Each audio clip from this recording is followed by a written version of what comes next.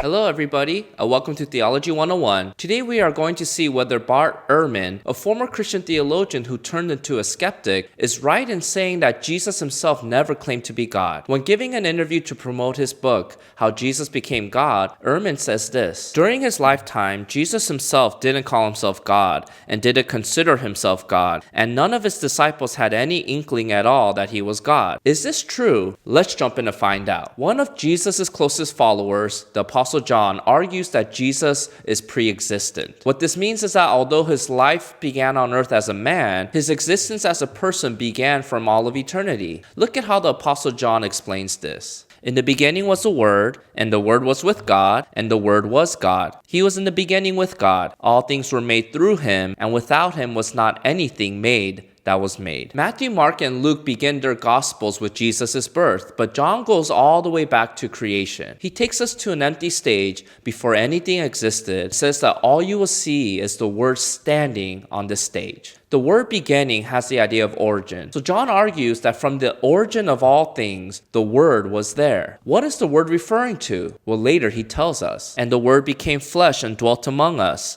and we have seen his glory, glory as of the only Son from the Father, full of grace and truth. In fact, John has the opening verse of the Bible in mind when he makes this argument. In the beginning, God created the heavens and the earth. There are multiple instances where divine names are applied to Jesus by his followers. Jesus is called God, Lord, Lord of all, God blessed forever, God and Savior, Son of God, True God, and Lord of glory. All these names are divine names, meaning that they only apply to God and they are never applied to men. Now, there are some people who assume that when Jesus is called the Son of God, that this implies that he is somehow inferior to God or created by God the Father. But this is a wrong understanding of this term. For example, the Jewish leaders understood what Jesus was saying when he called God his Father. This was why the Jews were seeking all the more to kill him, because not only was he breaking the Sabbath, but he was even calling God his own Father, making himself equal with God. Later, Jesus says this: I and the Father are one. And the Jewish leaders respond this way. The Jews picked up stones again to stone him. Why would they respond this way? Because they understood that Jesus was not claiming to come from the Father, but he was claiming to be equal with the Father. This is why the Jewish leaders told Pilate that Jesus deserved to be executed, because he committed the sin of blasphemy by claiming to be the Son of God,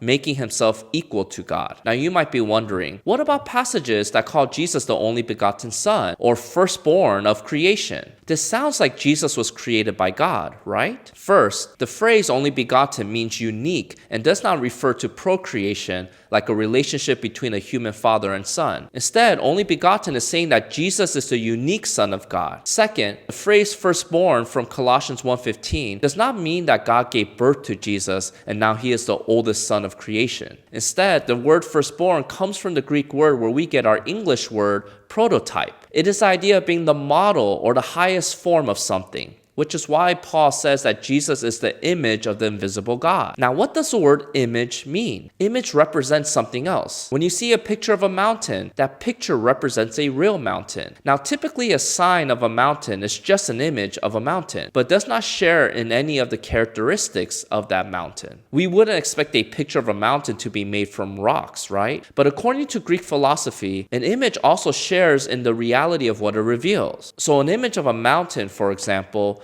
will be made from the same rocks of that particular mountain. Paul takes this idea and says that Jesus is not just a picture of God, but an image who shares in the same nature as God. The author of Hebrews says it like this: He is the radiance of the glory of God and the exact imprint of his nature, and he upholds the universe by the word of his power. So as the firstborn or prototype of creation, Jesus is the perfect image of the Father because he shares in the same nature of the Father, since Jesus is also God. Now there are multiple instances where Jesus performs divine works. Jesus created and sustained all things. Jesus forgives sins, which the Pharisees rightly say that God could only do. Jesus receives and answers prayers. Jesus raises the dead, and he will build his church. Closely related to his divine works are Jesus' divine claims. Jesus claimed to have authority over the laws and institutions established by God. Jesus claimed to be the object of saving faith. He says that every person must believe in him to reach the Father. Jesus says that even a person's closest human relationships must submit to him.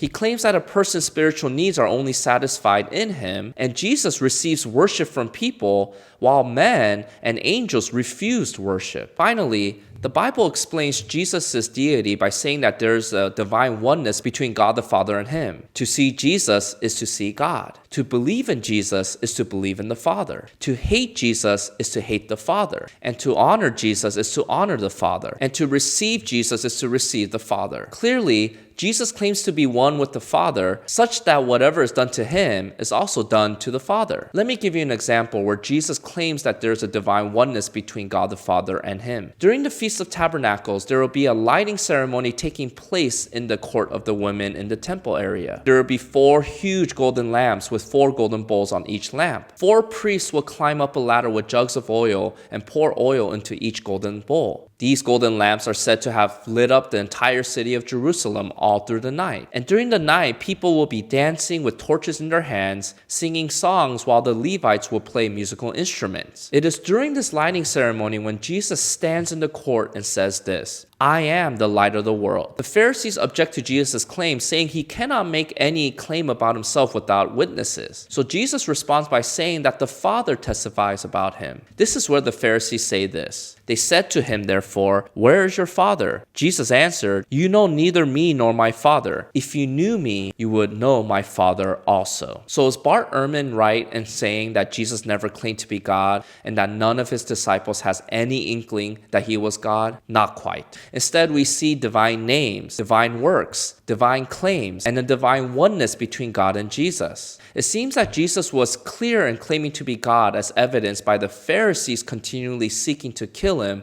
for blasphemy. If you want to read more about this topic, I'll leave a link to a recommended resource in the description box below. If you missed the previous video where I talked about the wrong views regarding Jesus' deity, I'll leave a link here for you to watch. Until next time, see you!